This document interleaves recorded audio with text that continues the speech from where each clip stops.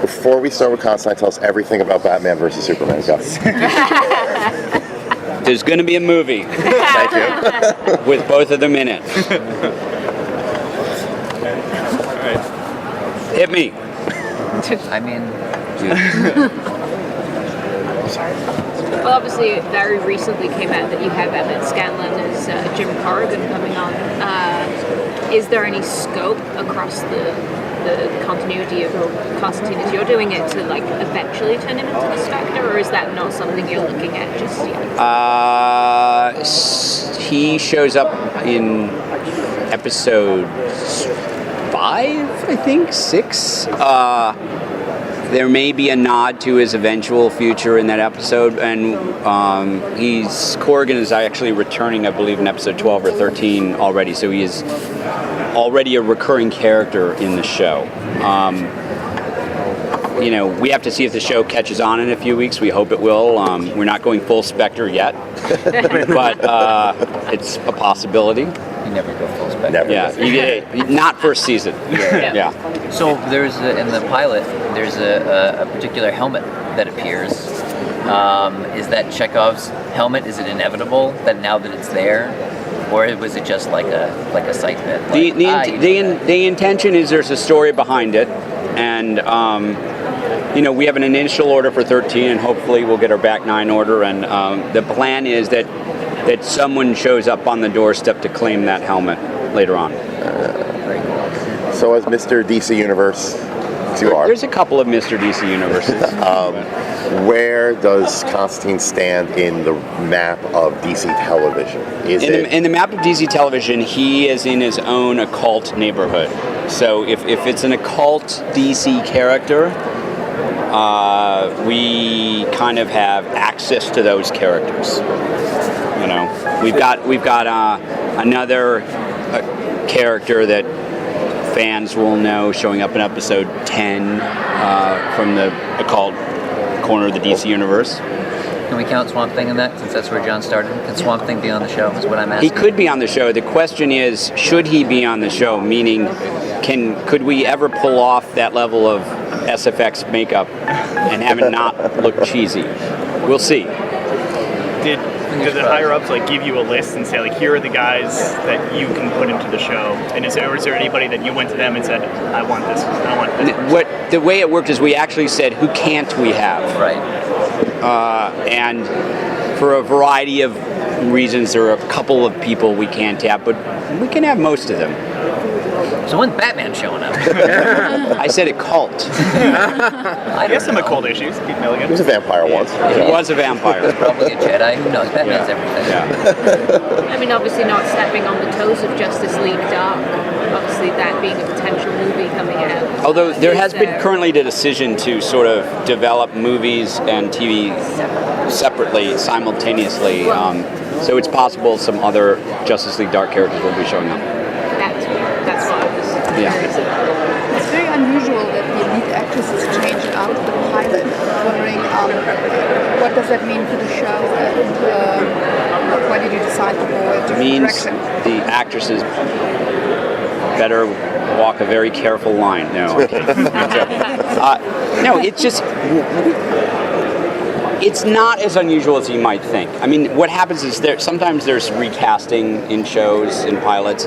In this case, we finished the pilot, and the reason the Liv character was introduced was at the time she wasn't part of the comic book, and I think NBC felt like the audience might be a bit more comfortable if someone that wasn't part of the occult world was in there as a sort of audience point of view, an entry point. We finished the pilot. Everyone really enjoyed it. And we'd always been thinking about bringing in the Zed character, and as we started breaking stories, it became more interesting once we thought of introducing the idea of someone who was also a part of that world that could go toe-to-toe with John. And so we batted around for a couple of weeks, and we went back to NBC and we said, you know what? We think we want to make a change. We think we want to bring in a new character. And they said, okay. It was our decision. They didn't foist it on us. And so we didn't recast Liv. Lucy did a perfectly fine job. Her story ends in the first episode, and you see a little glimpse of Zed now at the end of the first episode. It's changed since we screened it at San Diego. I saw it on Thursdays. Yes. I know what you're talking You see a tiny glimpse. Tiny glimpse.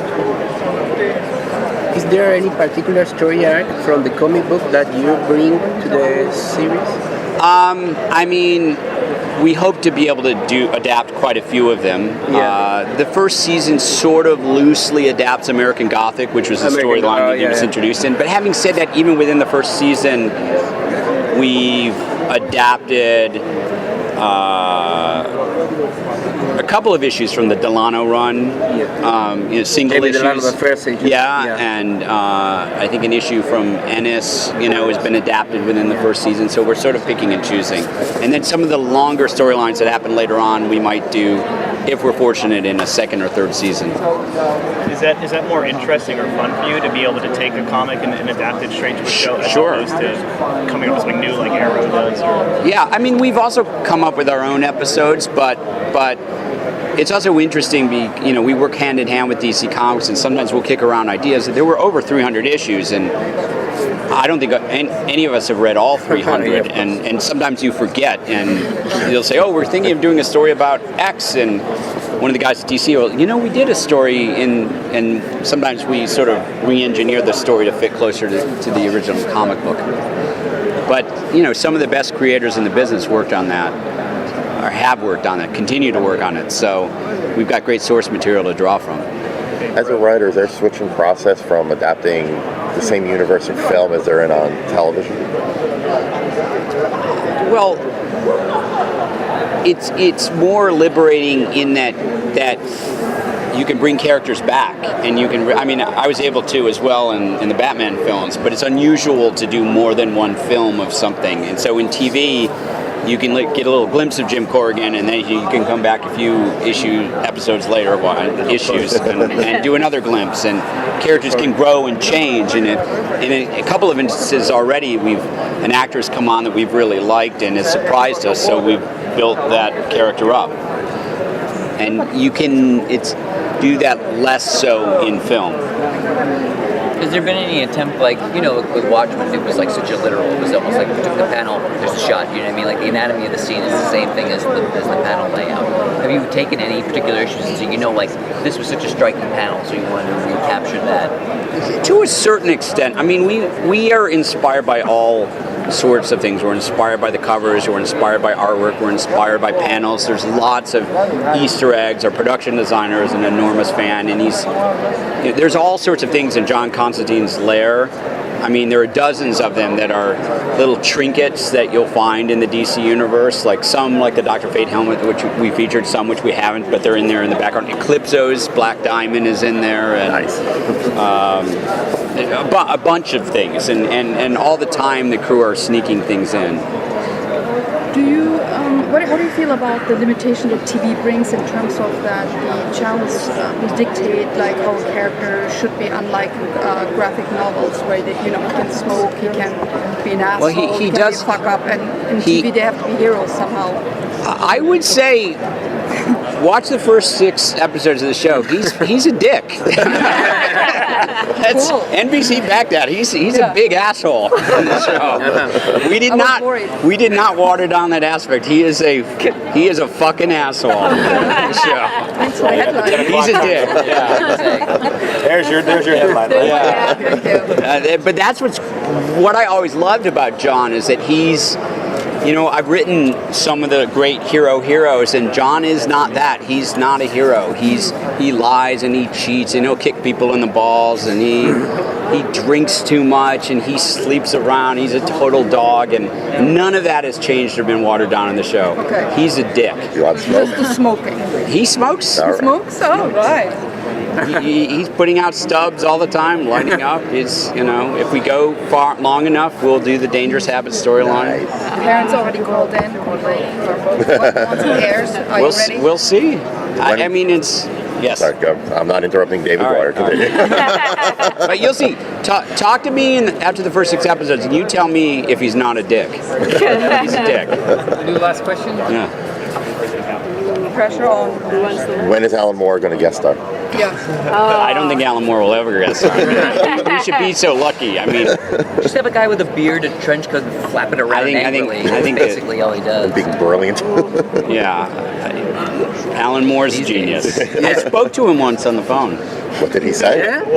He was polite. And then he immediately went to bleeding. No. This is about 6 years ago. He was very polite, very deep voice. So, If you could have one character in Constantine, who would it be and why? show up on the show? Yeah. That you haven't put in there yet? Well, there's lots we haven't put in there yet. Don't say Doctor Who. I think it would be interesting to have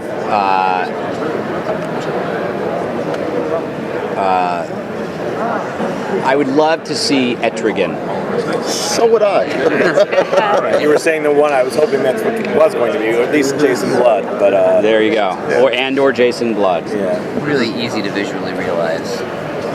Jason Blood's a lot easier to visualize. That might be Yes, a little bit. if we get to a season 2 and we can throw a ton of money at VFX. Yeah. I just called the Grim Guys. Etrigan and Swamp Thing in the same episode. Why not? Although our VFX makeup artist, our lead guy, is a guy named Dave Dupuis who did Blade 2 for me in Prague, so it's kind of fun to have him come back. He was literalizing some of Mike Mignola's designs on Blade 2, and it was cool to have him come back. Does it help that there was a film like Constantine that everyone hated? Well, you could do now. I won't go there. It helps that there's more audience recognition beyond the comic books. Okay. So